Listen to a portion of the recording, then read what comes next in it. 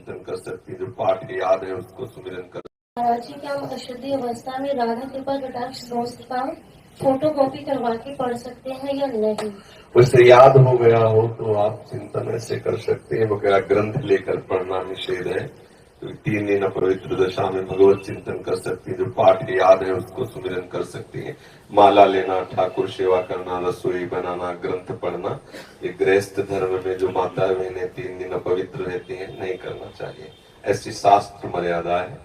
फिर जैसा ठाकुर जी प्रेरित करें, शास्त्र मर्यादा है, ऐसा नहीं करना चाहिए। महाराज जी, जब हम अशुद्ध हैं और भगवान इतने शुद्ध हैं, उनको कोई चीज अशुद्ध नहीं कर सकती, तो फिर हमारी आप अपने आपे को भूल जाओ फिर कैसे? खास, हाँ बस यही तो बात, इसीलिए तो कह रहे हैं नियम से चलोगी तो भूल जाओगी। नियम से चलोगी, बनाई हुई मर्यादा से चलोगी तो शरीर भान भूल जाओगी। और नियम अगर विपरीत दशा में चला गया तो शरीर भाव पुष्ट होता चला जाएगा। ये खास बात है। आप एक पत्नी व्रत ले, आप धर्म से चले तो आपको वैराग्य हो जाएगा, आपकी वासना नष्ट हो जाएगी। दवा अगर नियम से खाओगे ना, रोग नष्ट हो जाएगा। और आप व्यभिचार करें, चाहे जितना करते चले जाए, आपकी वासना बढ़ती चली जाएगी, आपकी गंदगी बढ़ती चली जाएगी। ये नियम है वही चेष्टा। लेकिन एक पत्नी व्रत ले, धर्म पूर्वक चले तो आपको वैराग्य हो जाएगा। कितने ऐसे गृहस्थ हैं जो वैरागी हैं, पति पत्नी दोनों घर में रहते हुए भी ब्रह्मचर्य हैं। और कितने ऐसे कि देखो, बोले कितने साल, बोले 90 साल के। तो बोले क्या पूरा जीवन हो गया, खाक बटोरते हैं कहाँ, वहीं के वहीं खड़े। सब सुलझने की बात है। तो इसलिए हम पहले शास्त्र आज्ञा पालन करें, तो परम पवित्र प्रभु हैं और हम उनके परम पवित्र अंश हैं, ये बात समझ में आ जाएगी। और जो शरीर अपवित्र है उससे हमारा राग खत्म हो जाएगा। अभी शरीर अपवित्र है, शरीर अपवित्र है तो हमारा भाव भी अपवित्र है, क्योंकि हम शरीर से युक्त हैं। आप कभी ये मानती हो कि मेरा शरीर अपवित्र हुआ? मैं नहीं।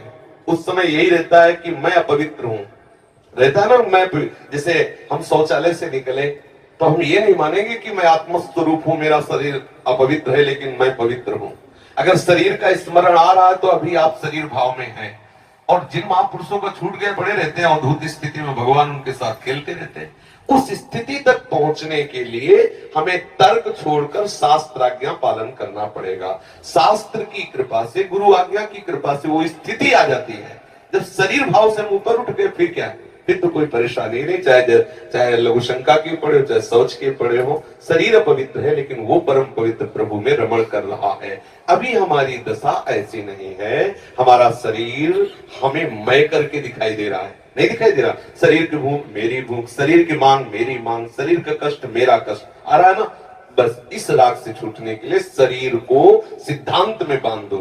तस्मात् शास्त्रम प्रमाणम कार्या कार्यो, क्या करना है क्या नहीं करना, इस शास्त्र के अनुसार चलो तो शरीर का राग खत्म हो जाएगा। इसका परिणाम होगा शरीर से राग खत्म हो जाएगा। आप पवित्र रहिए तो आपको शरीर से वैराग्य हो जाएगा। ये खास बात है। शास्त्र की आज्ञा पालन कीजिए तो आपको शरीर संसार से वैराग्य हो जाएगा। और शास्त्र के विरुद्ध चलिए तो आप रागी हो जाएंगे, आप आसक्त हो जाएंगे, ये आपको दंड होगा। शरीर संसार की आसक्ति वही तो आपको जलाती, वही तो आपको जन्म मृत्यु के चक्र में फंसाती है। समझ गए बच्चा? जब हम भगवान के लिए प्रसाद नहीं बना सकते, उनको भोग नहीं पवा सकते बच्चा, इसीलिए इस शरीर से घृणा करनी है। धिक्कार है ऐसे शरीर को जो प्रिया प्रीतम से बिलक करता है, तभी तो शरीर से राग खत्म होगा। ये अपवित्र शरीर जो हमें प्रभु के सेवा से छुटवा दे, ऐसे शरीर से क्या राग करना। धीरे धीरे शरीर के प्रति हे भाव हो जाए। जन्म मृत्यु जरा व्याधि दुख दोषानुदर्शनम, भगवान ने गीता जी में कहा। शरीर के प्रति हे भाव होने लगता है, क्या मलमूत्र का भांड है, छोड़ो इससे राग। धीरे धीरे धीरे वो अपने स्वरूप में स्थित हो जाए। अभी इतना ममत्व है शरीर में, कोई ऐसे छू ले तो एकदम ऐसा नहीं होता। तुमने हमें ऐसा कितना अपना मैं पर है। अगर हम ठीक सिद्धांत से चलेंगे तो हम बहुत जल्दी लाभ प्राप्त कर लेंगे। जहां हमारी स्थिति है हम बात उसी स्थिति की करें तो हम बहुत जल्दी आगे बढ़ जाए। होता क्या, हम लोग बात करते हैं छत की, अभी बिल्कुल 100 हाथ गड्ढे में खड़े हैं। बात ये है, शरीर से हमारा संबंध बहुत घनिष्ठ हो चुका है। इतना हो चुका है कि शरीर से हम संबंध किए, ये शब्द भी गलत है। मैं ही शरीर हूं ऐसा है। आप देख लो, कभी दर्पण में तिलक लगाते समय सोचा कि शरीर के मस्तक पर तिलक रचना कर रहे हैं? नहीं। मेरा तिलक कैसा है, यही तो आएगा ना। मेरा रूप कैसा है, मैं ठीक लग रही हूं, लग रहा हूं, ऐसी बातें आएंगी नहीं आएंगी। तो इसका मतलब शरीर राग है। शरीर राग हटाने के लिए शास्त्रीय सिद्धांत स्वीकार करना होगा। जिस समय माता बहनें अपवित्र होती हैं, उस समय वो जो भी भोग बनाती है, वो शास्त्र के अनुसार कह रहा हूं कि जो ब्रह्म हत्या देवराजेंद्र को लगी थी, उसी के 4 विभाग किए गए थे। पहला विभाग स्त्री को दिया गया था और उसके साथ वरदान भी दिया गया था कि उसी अवस्था के अंतर्गत वो जब सृजन क्रिया में जाएगी तो संतानोत्पत्ति की सामर्थ्य उसको प्राप्त हो जाएगी। पृथ्वी ऊषर भूमि, जो ऊषर भूमि है, ये वो ब्रह्म हत्या का एक भाग, उसको वरदान दिया गया था, चाहे जितना गड्ढा खोद दिया जाए अपने आप भर जाएगा समय पे। वृक्ष की गोंद जो निकलती है वो ब्रह्म हत्या, और उसको वरदान दिया काटने पर भी पुनः आप हरे भरे हो जाओगे, मतलब समय आने पर आप वृक्ष रूप धारण करो। और जल में ठेन बुदबुदा काई, ये ब्रह्म हत्या के 4 भाग के। और जल को आशीर्वाद दिया गया कि कभी भी कहीं भी पवित्रता होगी तो आप उसमें सम्मिलित होगे, जल छिड़को, आचमन करो, जल के द्वारा पवित्रता। ऐसा 4 वरदान भी उनको अलग अलग दिए गए और उनके लिए विधान भी किया गया है। देवराज इंद्र को जब ब्रह्म हत्या लगी थी तो शास्त्र में मर्यादा चली आ रही है, अगर इसका हम पालन करेंगे तो शरीर से वैराग्य हो जाए।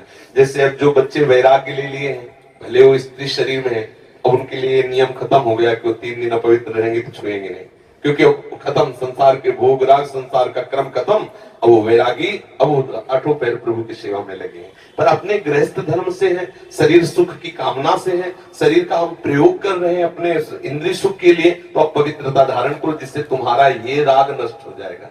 समझ रहे हैं ना?